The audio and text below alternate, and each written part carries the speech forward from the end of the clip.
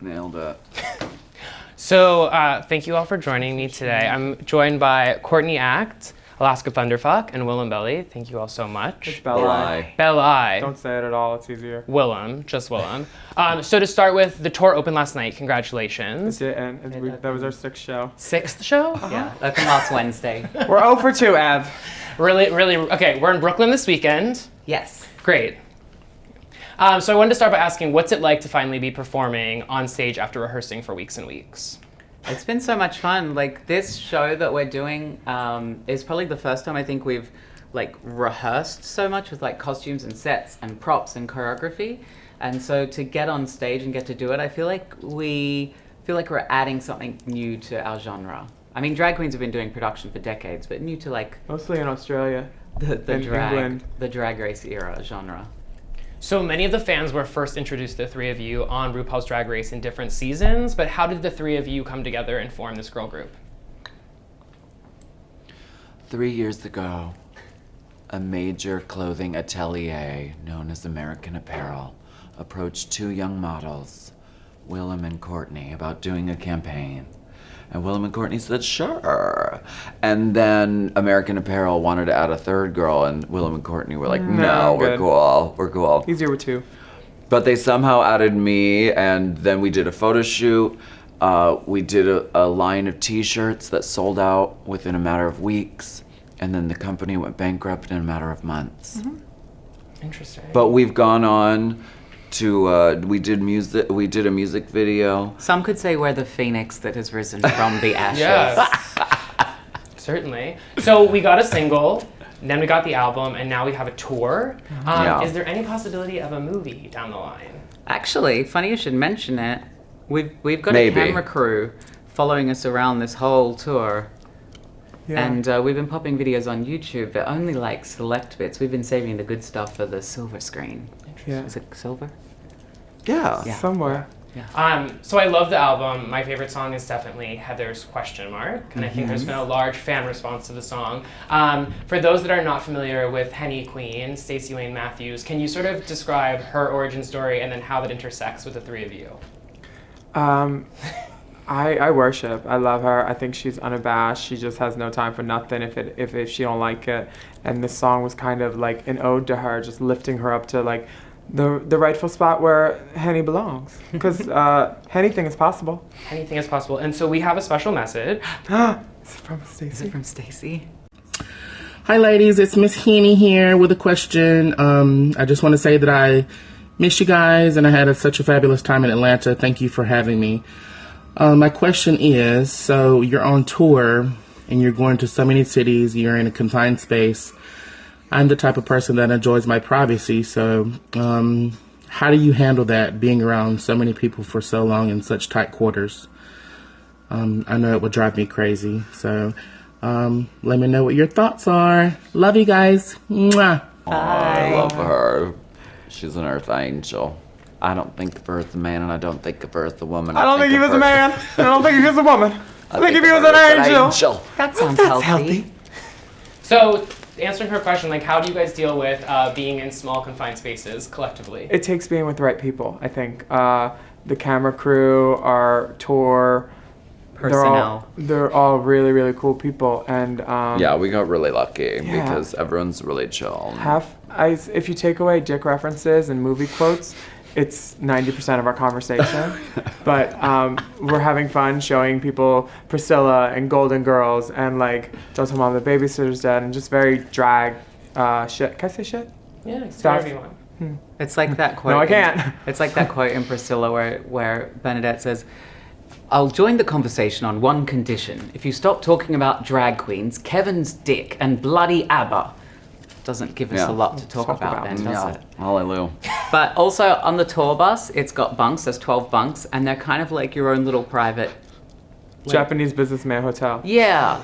They're just like little black rooms. You can flick off the light, and you can be as claustrophobic as you want to be in them and just like not deal with the world. I've been barely sleeping 12 hours a night on the bus, and 14 hours she slept the other day. 14-hour night. 14.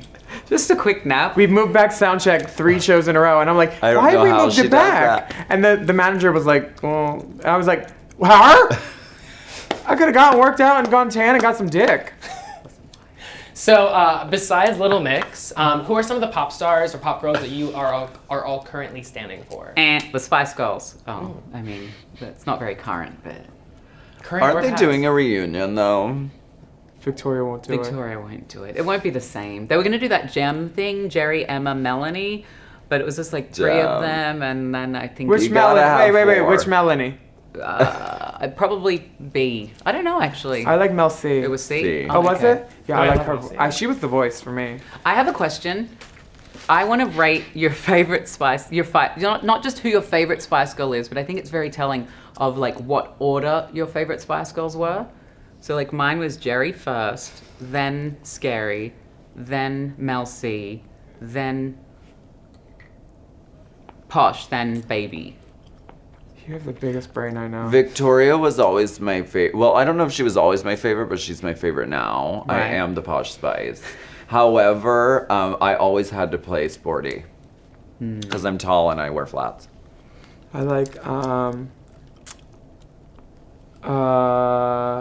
Mel C, Mel B, Scary. Love her. Victoria, the blonde one, Baby. and then the redhead, Jerry. Wow. We're like the opposite, which Yeah. makes complete sense. Yeah. I like Rihanna a lot. She's great, yeah. Great contributions. to the she's band, cool. Yeah. So I want to ask, in the case of like the Spice Girls, as we're speaking of, or Destiny's Child, these were girl groups that kind of came up together, but you all are in the unique position of having fame individually already. So what is it like balancing the spotlight with 2 other individuals? I like it because in the AAA Girls, I get to be the girl on the side sometimes, and It's in the contract. I'm in the middle right now, but I like being the girl on the side because you get to play with different, like, it's like a different character, playing a different character. So, like, you know, when it's like an Alaska solo show, then she's the bitch in the middle, which is great. It's fun, but you get to, like, play with different facets. And I like being on the side because it means I don't sit next to her and she's really pretty. We have that buffer. So as Stacey kind of asked in her question, touring means spending a lot of time together. What are some unique habits or traits that you've picked up on about one another? Feuding? That's a unique habit. Courtney eats. Courtney I ate. eats. Yeah, You there's would- an Instagram dedicated to it, Courtney_eats. It's got thousands of followers, and it's just photos of me eating. I don't run this account. If you have lunch and you're eating your fries and your coleslaw, and she walks in the room, You better she eat will like come you're in jail, over. And bitch. she will come over and she will share that meal. It's like I was like in a big family where like you had to fight for Yeah. food, but I wasn't. Although my dad would always be like, "You finished with that, son?" And I'd be like, "No." So maybe that's where it comes from. I'd say we all are a bit gassy. Yeah. Alaska's don't smell, but they're vocal. They're really they loud. are very Courtney's vocal. clear a room. Yeah. And mine sometimes, mine smell like semen. I could clear the savannah after every meal. I'm really proud of you. Thank you. So off of that, I want to ask about dating. What is dating like being on tour? Fun. I don't know if you'd call it dating. You don't even have to learn their names. I mean, there was Vegas, Jazz. What were the other Ooh, strippers' Jazz. names? I had Jazz and I had. What is that? The American Gladiators? No, his real name's His name Jasmine. was Jazz. And Vegas. And Vegas. That's American Gladiator names. Yeah. Dating on tour is kind of a challenge because you're only ever in a city for like 12 hours. I mean, but- it's not really called dating. No. Yeah. One of the reasons I did this is like getting drag on your day off. Sure, got some trade after. I know how I'm putting the makeup on for, and I know how it's getting off. So I want to talk about fashions real quick. All 3 of you have really distinct drag guys can go. aesthetics. So I wanted to ask about the evolution of the aesthetic. Where did you begin your drag at as to where it is now, specifically with regards to the fashion? How has it changed? I began my drag with Rocky Horror Picture Show and seeing drag queens on talk shows and Don't Tell Mom the Babysitter's Dead anywhere I could. Geraldo. Trick, exactly. Coco Peru. Donahue. I tried to shoplift Tu Wong Fu from Blockbuster when I was 14. They keep their little censor behind the Be Kind Rewind sticker. They used to anyway. They got what coming to them. They were out of business. But it went from Rocky Horror and that kind of just like goth is a good gateway to drag, it seems, for teenagers, because it's like stepping into, I can wear Makeup. black eyeliner and get away with it, or lipstick.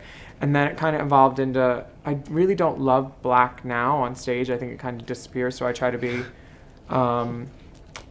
It's fighting words. No, it's not. It's just my preference on me. I don't like wearing black on stage in drag.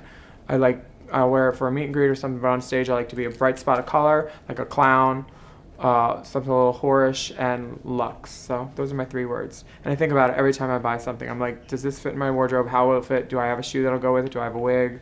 Do I have a nail? Got a man? I wear the same thing every time. She's So the that people smartest don't one. get so people don't get confused, because like if Superman wore a different outfit, you wouldn't even know it was him. Jessica Rabbit wore the same dress every night and no one gave her any issues. That was dry clean only. I like wear the same thing. It's like a uniform. Fashion isn't something that comes naturally to me. Like, I know it looks bad on me, but I'm the worst, like, when going shopping and picking things out. And I must say, working with Willam and Alaska, I've become a lot more confident with wearing separates. And but I just like people to pick the clothes for me, and I pay them to do it. I hear that, girl. Yeah. So I want to ask, I think the 3 of you have really prioritized wearing LGBTQ designers, Dallas Coulter, Marco, just to name a few. Where do you find these designers? How do you seek them out? And how important is it for you to prioritize bolstering their voices? I think drag has always been about looks, a lot of it, you know? It makes people want to keep watching. And It's visual. I think that the fact that Dallas Coulter isn't acknowledged more, if you took every outfit that she made for just us 3 off of our Instagrams, we would have a lot less looks. And she works with over 20 girls from the show, 20 of the top girls probably, and makes us look how we look. And it's so easy to be on stage. She's also my exact sizes, 1 inch bigger in the hips. So if she puts it on her and it fits her, I'm good. But I love her. And then Marco is right next to my production space in Hollywood, which is across the street from where they do Drag Race and all the shows at the WOW Studios. And then Ashton Michael, who did like all the Pink, Beyonce, and Nicki Strappy stuff, he's across the street. So it's like kind of like a Bermuda Triangle of gay and fashion. And then next door to that is Hector, who does hair, and he's Michelle Visage's hairstylist, and a bunch of other people. So it's a good little cross-section of using all of our gay friends who are also super mega talented. Yeah. And then we get to keep stuff sometimes like Marco at the fashion show when we take it. And I think like a lot of it comes because somebody like Marco loves drag and loves drag queens, and his first fashion show, he put a lot of drag queens in it. And even before that, he would have like drag dropping sales where there would be like, this top once was Katy Perry's, I believe, and it's a Marco. And like, he just would be like, all of these things that these huge stars wore that now I can't really use for other people, like, I just want the drag queens to have it. So he would have like these sales, and because he loves drag and he gets the drag aesthetic. And I think it's just like that community thing. It's the people that you come up with, you continue on with. Yeah. Let's talk wigs for a second. All 3 of you are known for fantastic wigology. Where do you find the wigs? Bitchcraft and wiggatry. What's a wig? I've never tried wearing wigs. This is her hair. She don't. I've heard that some of the girls do, and I really love that. I appreciate that. I appreciate you. I appreciate you. But I've never tried it myself. I'm thinking about it. I'm thinking about Just trying try wigs. extensions first. Right, yeah. Clip in. You can I've get never clip-ins. done that. I've Don't never do the tried keratin Don't do the bonds. They sew-ins, hurt they'll ruin your hair. Yeah. You don't want your edges to be snatched. This is, I don't understand how your hair is doing this thing where this piece just swoops. Is it pinned? No, it's just human hair wigs by Dear vanity.com. God, it's beautiful. Fuck. Yeah. I like how, never mind, I'm not going to say that. Is there anyone that you feel shouldn't do drag? Yeah. No.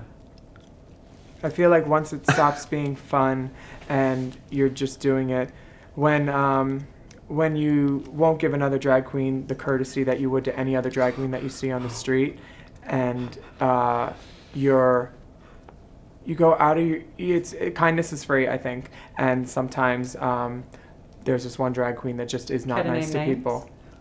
Sure, I can if you'd like, but I don't think it would be very useful. It's tragic how someone at the top of their game who has been so blessed won't even smile at someone or stop to talk to you and say hi.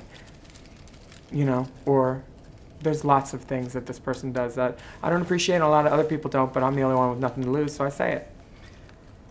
As far as I think that everybody should try drag once. Men, women, everybody in between. Yeah. It's a really liberating experience. I mean, Halloween in the US is often like the gateway for people to try drag.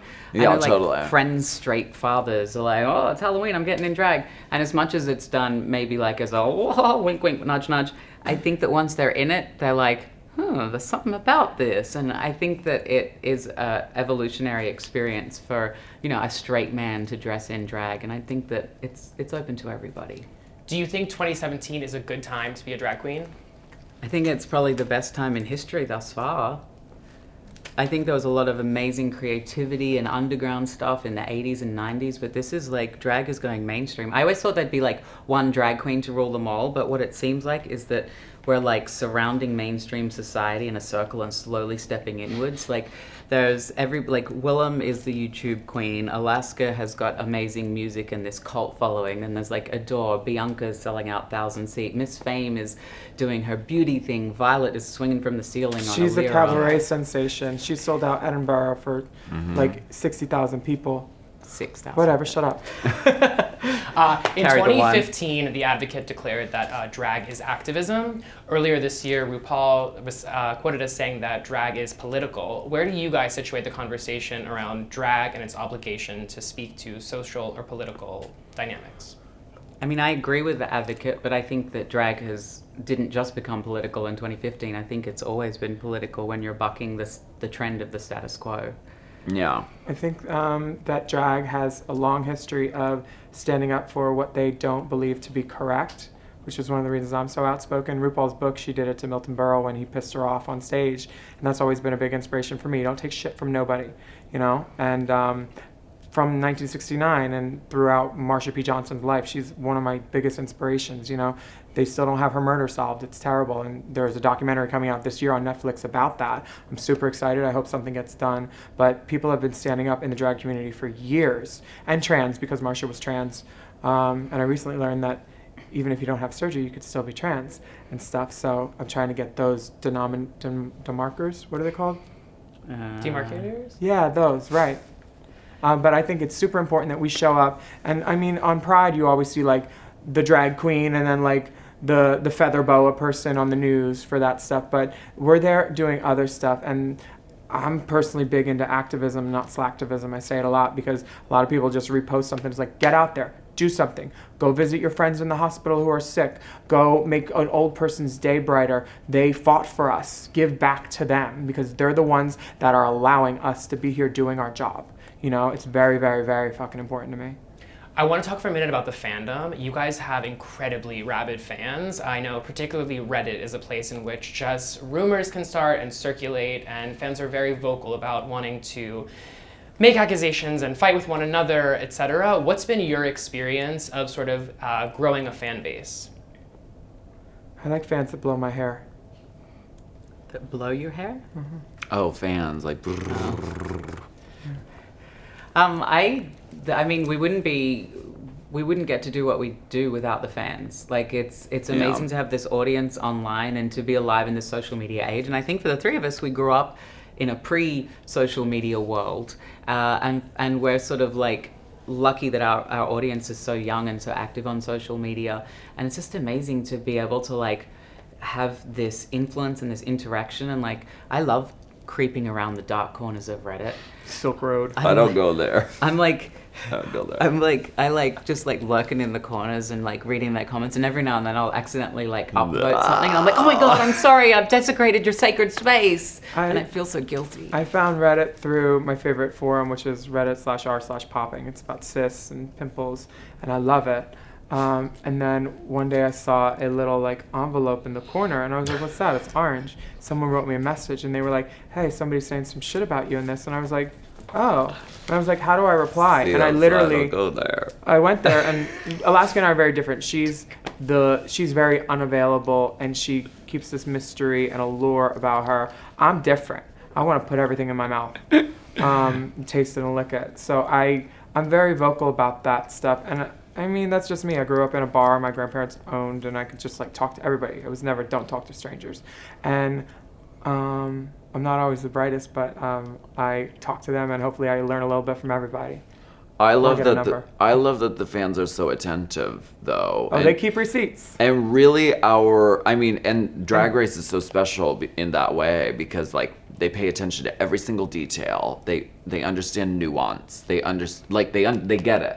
And the album that we put out is literally, it's not for the general public. Like, I was like, the general public has no idea what the fuck we're talking about. Yeah, but like, they really don't know who the fuck Heather is. Right, we wrote it for the fans. Yeah.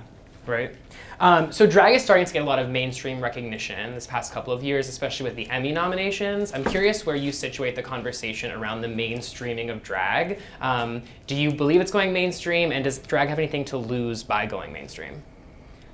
I think drag is going mainstream, and I think it's a wonderful thing. And there are a lot of complaints that, like, drag was meant to be fringe and underground. And I think you can go to any of those bars in Brooklyn where drag is fringe and underground, and it is still very much fringe and underground. Yeah. And I think that there's space. I think it's wonderful to, like, see drag coming in, because drag queens are so visible and visual. And so you get this, like, mainstream thing. And now I also see, gay bars used to be tourism destinations for straight girls coming on their hens nights and stuff. And now you see young queer girls and straight girls and young queer boys all coming into queer spaces to come together and celebrate drag, and not just sort of like as observers, but as active participants in the conversation. And it's like, rather than like the gay friend hanging out with the straight girls are now coming and being a part of the queer community. And I think that there's such a great impact in, when these kids go and have kids. And like, I think that this is an amazing change for the world. I was biting my tongue, but I have something to say about the Emmys and all that stuff. I think there's a problem when something revolutionary and taboo and underground goes mainstream, but forgets its roots and where it came from and its people. And we're drag queens, and I have a thing in my head where it's no sister left behind. The Emmys this year, Drag Race was deservedly nominated for 8 awards. 3 of those nominations were amended by the time the Emmys actually happened because the incorrect people were nominated. And that happened for lots of reasons, but mostly because the episode that was nominated, that chose to be the representation for the whole season's body of work, was the episode with Gaga, which was the first episode where Rue wasn't even in drag. And the incorrect personnel were attributed. And one of the people that couldn't be there to fight for himself wasn't nominated. And a couple people, including me, talked to the Emmys about it, and the response from World of Wonder was, oh, we didn't know, we thought it was for the whole season, which is bullshit. It's flat out bullshit. Everybody knows how the Emmys work. And based on that, the 2 people that were originally nominated for the makeup and hair, Delta and Raven, they had their nomination removed, which was sad, but they weren't there the episode that was nominated. It was a technicality, and the right thing was done. But the problem was they declined to nominate the head makeup artist and the key for the department, even though he didn't do makeup that day. The head and the key is always nominated, and it's sad because he was left behind. I think mainstream is great, and go forward, full steam ahead, but don't forget where you came from, don't forget the people that got you there, and don't forget your sisters.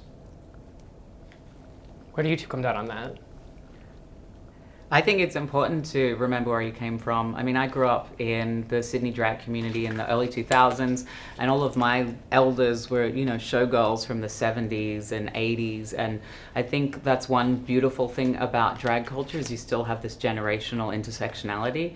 I think, so often kids come to the gay community and they find it on, on apps or whatever. And I think the cool thing about drag is when you come to a drag club, you become a drag queen, you have these people who know, who have been before you, who pass on all of these stories and legends and folklores. And I think it's really cool that that there is that sort of transfer of information down a generation. Yeah. Yeah.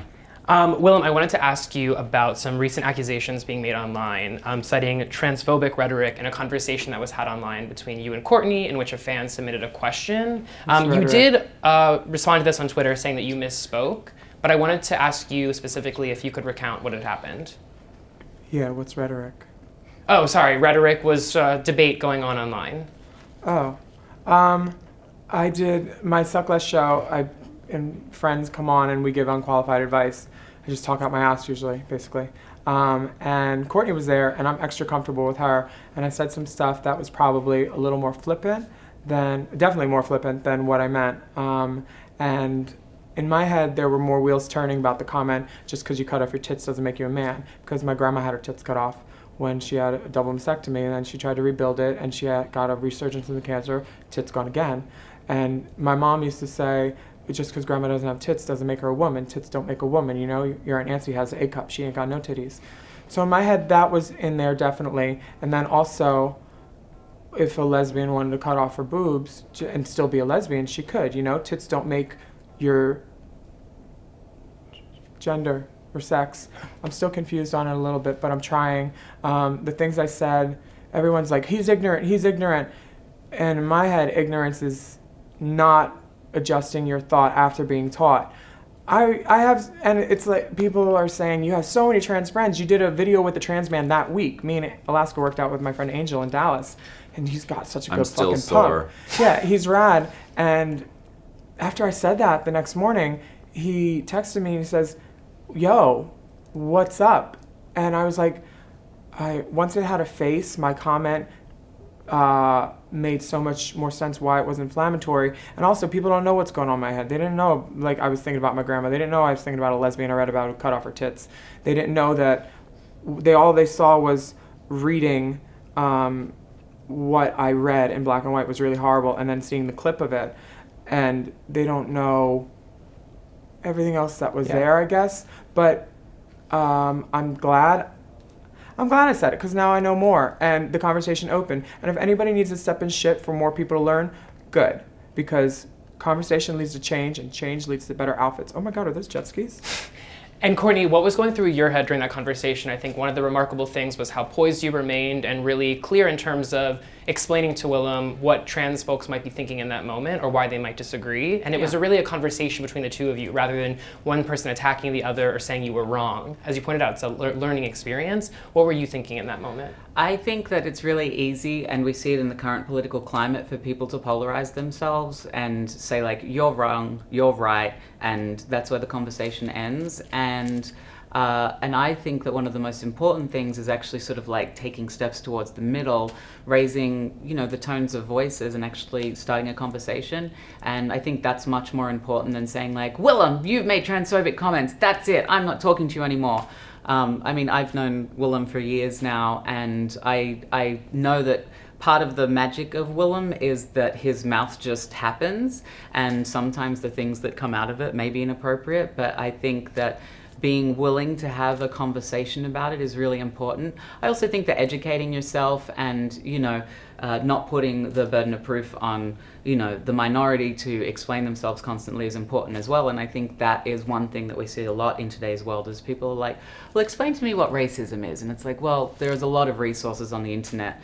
And now there's another resource on the internet, which is, you know, the Suckless video and also the apology video that Willam made in response to that. So, yeah, I mean, I think having personal responsibility is really important, but I also think that being open to discussion and conversation is important too. My manager called me and he was like, you need to do something, you need an apology video. I was like, I don't want to apologize for something if I don't even know what the fuck I said wrong yet. Like, I want to know why it's wrong. I know it was probably wrong, but I wanted to know why, and they helped me learn about it a little bit. And all my trans friends text me and they're like, we know you. This obviously isn't you.